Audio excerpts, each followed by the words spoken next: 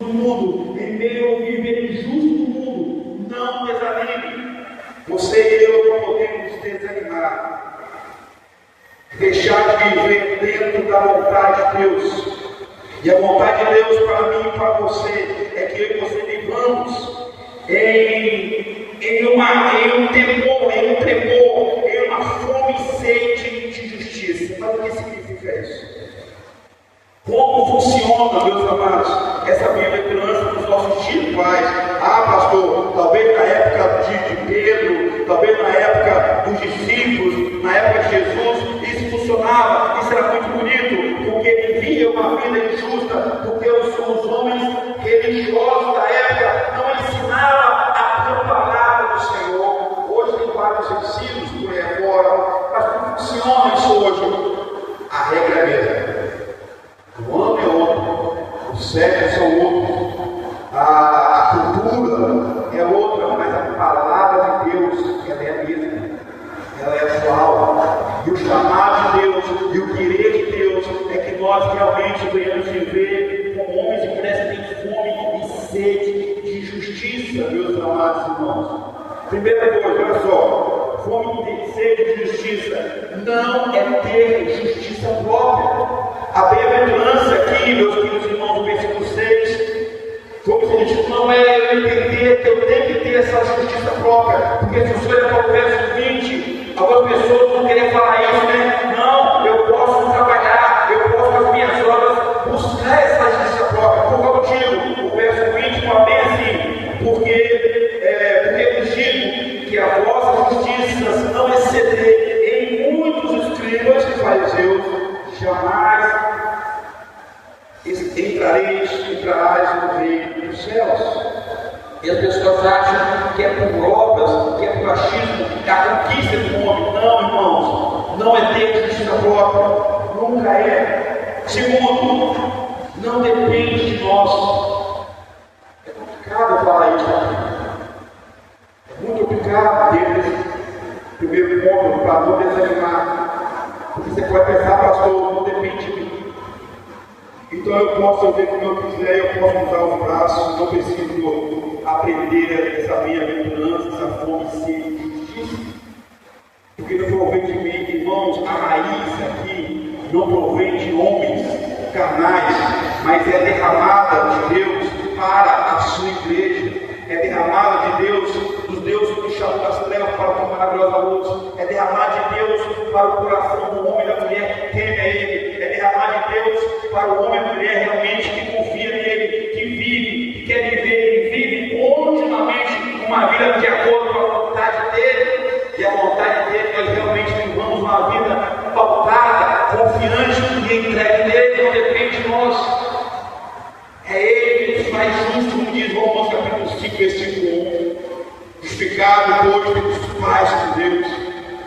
Bem-aventurados somos nós, realmente temos essa fome e sede, ou seja, que busquemos essa ansiedade, essa necessidade diária de buscar essa paz, essa justificação.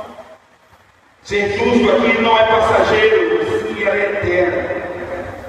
Os que têm fome e sede, meu amado, significa uma necessidade diária, em todo momento, do servo e da serva da igreja. Nós temos necessidade. Eu tenho fome e sede de justiça. Eu busco Deus diariamente. Eu anseio viver uma vida justa, onde o meu andar, o meu falar, o meu viver, o meu compartilhar, o meu agir, as minhas boas obras, em todo momento serão pautadas dentro da vontade de Deus.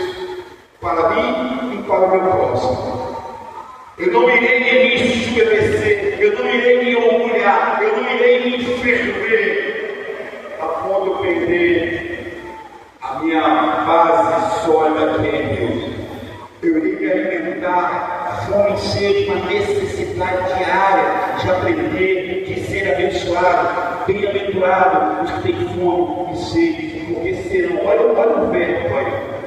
Serão fartos. Queridos, assim como a necessidade nossa do servo, da serva de Deus, da igreja genuína, é uma necessidade diária, em todo momento eu tenho que buscar. Eu não posso desanimar, eu não posso parar, eu não posso me dar o luxo de cruzar os braços, eu não posso me dar o luxo de me deixar levar pela situação, não. Em todo momento eu tenho fome e sede de justiça, é uma necessidade diária.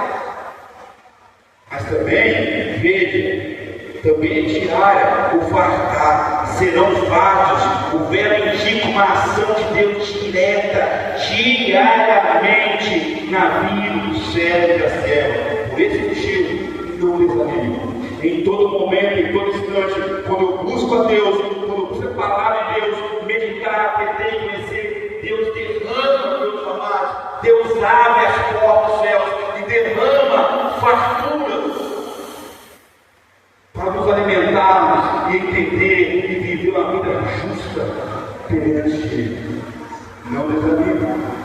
Façamos tudo olhando para o Senhor. Façamos tudo dentro da vontade do Senhor. Bem-aventurados mansos, bem-aventurados guerreiros mansos. Bem-aventurados têm fome e sede de justiça, porque serão fartos diariamente, em todo momento. Ninguém pode te fartar como Deus faz. Ninguém. Os seus braços não podem fazer o que Deus faz. O seu pai, sua mãe, sua família, o mundo não pode. Deus pode diariamente derramar a graça e a misericórdia dele a nos ensinar em todo momento. Não desanime.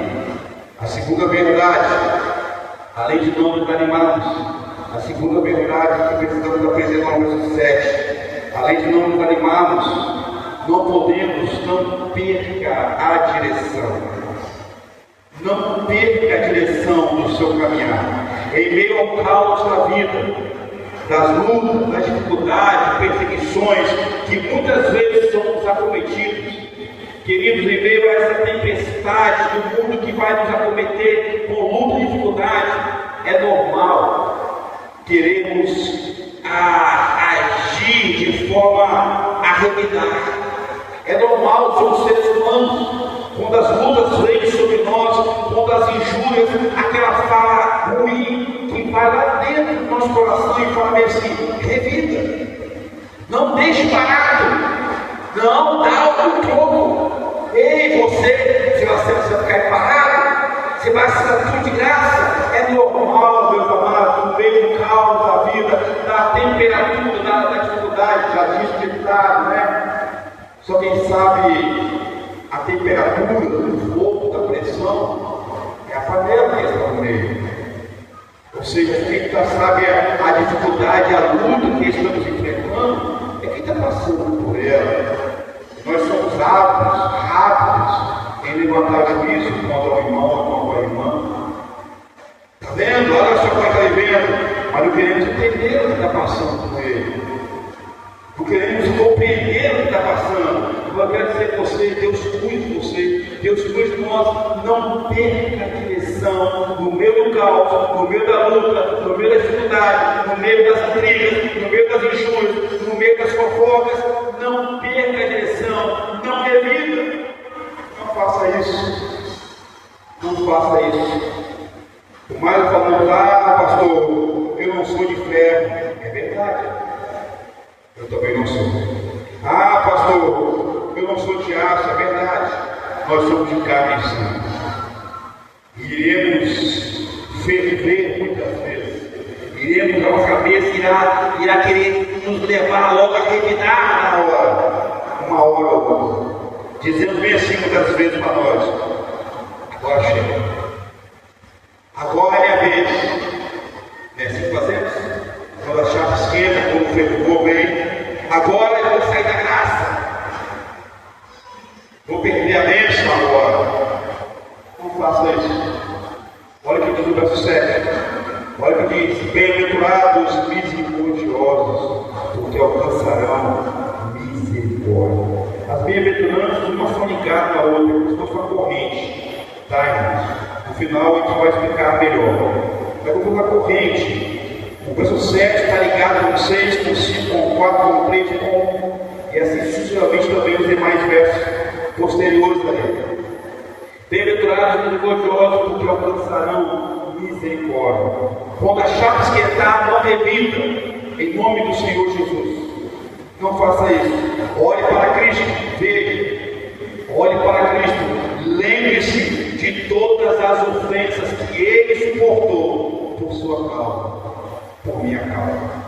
Em meio às crises, em meio às lutas, em meio ao fogo que vem sobre nós, devemos lembrar de Cristo, tudo que Ele suportou por mim e por você, em todo momento. Bem-aventurados os misericordiosos significa o seguinte, meus amados, essa bem-aventurança é belíssima, significa o seguinte: eu preciso aprender a viver uma vida de perdão, uma vida cheia de compaixão, uma vida cheia de bondade, misericordioso. Aqui nesse sentido, dessa bem-aventurança, Cristo olha para os discípulos dele e fala bem assim, é como se ele olhasse no olho e você olha só, Pedro, Tiago, João, Filipe, Bartolomeu e todos os outros. André, preste atenção. Vocês vão ser injuriados, vocês vão ser perseguidos, vocês vão ser zombados, vocês vão ser esclarecidos. Mas olha, bem-aventurado, felizes são vocês, serão vocês, se vocês viverem uma vida de perdão, uma vida cheia de bondade, cheia de compaixão. Não revida, não lute, confie em mim. Viva realmente, a gente tem fome e sede de justiça. Vive realmente como humilde, pobre de espírito. Vive realmente como os que choram. Verso 5, verso 4. Vive realmente como os mansos. Não revida. Mostre perdão. Mostre compaixão. Mostre a bondade de Deus. Esse mundo nós vivemos, talvez pode fazer, pastor. Que verdade difícil é essa? Eu fazer tudo olhando para Deus, beleza, o tema está tranquilo. Mas eu não desanimar em meio às perseguições, às injustiças da vida, já é difícil. Agora está falando para mim não perder a direção, para mim não revidar no momento de crise. Essa é a decisão de Deus para a igreja. Essa é a decisão de Deus para cada um de nós. Viver uma vida diferente, revidar o mundo faz, o homem carnal faz, o ímpio faz, o cristão não pode. Porque ele confia em Deus, que cuida, que zela, que protege, que sustenta a cada um de nós. Amém. Nós confiamos em Deus. Amém, irmãos? Será que você realmente confia em Deus a ponto disso? Não revidar quando é necessário revidar. Não lançar, abrir mão de tudo para mostrar ao seu velho homem, à sua velha mulher. Bem-aventurados misericordiosos, viver repleto de perdão, vivendo perdão, mostrando perdão, vivendo bondade.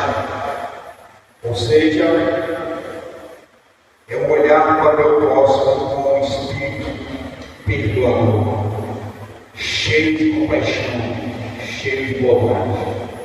É você olhar para aquela pessoa que te ofendeu e você, com graça, falar bem assim: eu te perdoo, que Deus te abençoe. É você realmente mostrar a bondade de Deus. E aí nós seremos realmente bem-aventurados, misericordiosos. É esse viver que Deus quer para cada um de nós. É esse viver que Deus quer para o servo, para a serva dele. Que nós venhamos aprender realmente a viver confiantemente.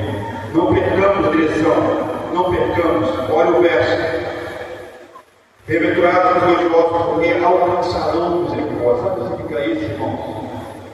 À medida que nós mostramos o perdão de Deus, Deus vai derramando a cura, o renovo, vai derramando mais perdão para que venhamos perdoar mais e mais.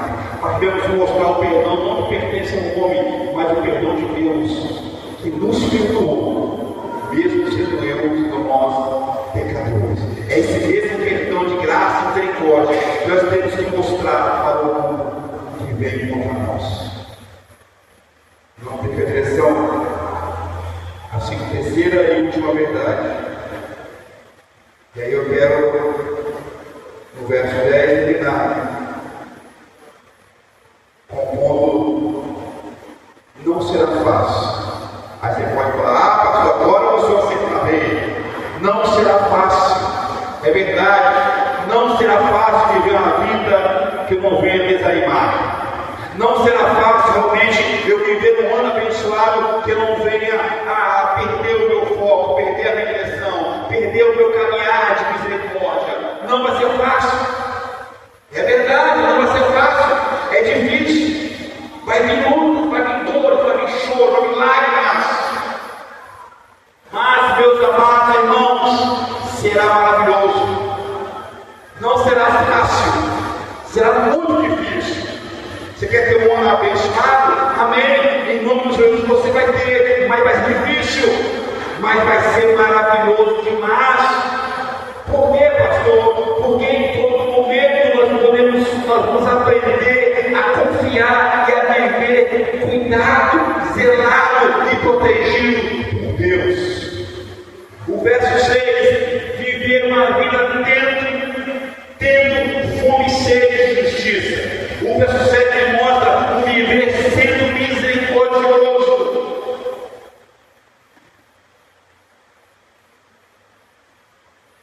Meus amados, nós vamos olhar para o mundo que vem contra nós, para os dias que são maus. Nós podemos afirmar que não vai ser fácil. Porque o mundo se levanta de uma forma assustadora, como o céu e a terra de Deus, como é incrível. Ele se levanta, ele é petulante, o diabo é a sua potestade, não brinca. Não vai ser fácil, mas quem falou que seria fácil? Quem falou para você que seria fácil? Até porque, meus amados irmãos, é mais fácil eu e você, nós vivermos uma vida errada, enfurnado nos erros, enfurnado nos achismos. É mais fácil vivermos uma vida errada, totalmente errada, longe de Deus, do que vivermos uma vida certa e buscar diariamente essa vida. É mais fácil. O apóstolo Paulo mesmo, o grande evangelista chamado apóstolo Paulo, ele mesmo falou: o bem que eu quero eu não faço, o mal que eu não quero já está feito. E ele vai falar: miserável homem que sou, quem me livrará da morte do inferno? E ele vai falar em uns textos, Colossenses 4, o que ele faz? Ele prossegue, ele vai caminhando, ele não desiste, ele vai crucificando a sua carne em Cristo Jesus. Ele vai abandonando as trezeiras, ele vai largando tudo que atrapalha ele vai limpando o seu caminho pelo poder de Deus, porque ele sabe que não é fácil, ele sabia que não era fácil. Cristo também sabia que não seria fácil para os discípulos. Cristo sabe que não será fácil para cada um de nós. Vivemos uma vida sempre olhando para Ele, aonde eu não venho a desanimar, eu não venho perder a direção, onde eu sei, eu entendo que é difícil, mas ao mesmo tempo é maravilhoso demais. Ninguém compreende essa maravilha a não ser o povo de Deus, porque pertence a Ele, sabe que Ele não mente, que não erra e não nos decepciona, sabe que Ele está sempre com as mãos estendidas para nos salvar e para nos guardar e para nos abençoar. Somente o crente verdadeiro conhece isso. Não será fácil, mas será maravilhoso, porque em todo momento seremos cuidados por Deus. Olha o verso. Ele mesmo falou: bem-aventurado os perseguidos por causa da justiça, porque deles é o reino dos céus.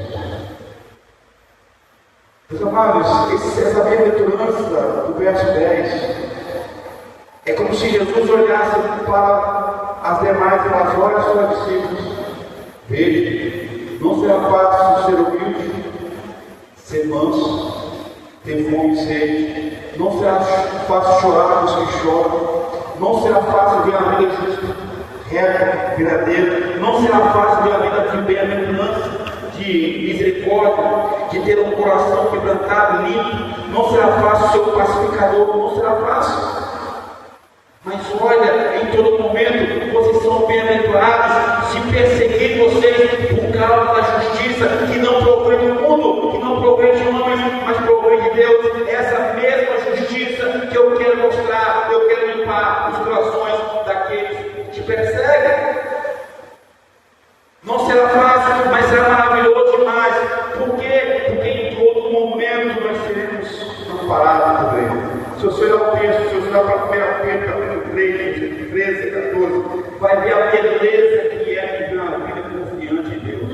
A beleza que é viver uma vida sendo guiado, orientado por Deus em todo momento. Vamos ter luta, vamos ter dificuldade, mas seremos cuidados por Ele. Se você olhar para Tiago, capítulo 5, versículo 10 e 11, e também 1 Pedro 4, de 12 a 14, vai mostrar a mesma coisa, vai afirmar: não será fácil, não era fácil para os irmãos do passado, não será fácil para nós também, mas eles não desistiram, eles não desanimaram, nós também não vamos desanimar, amém?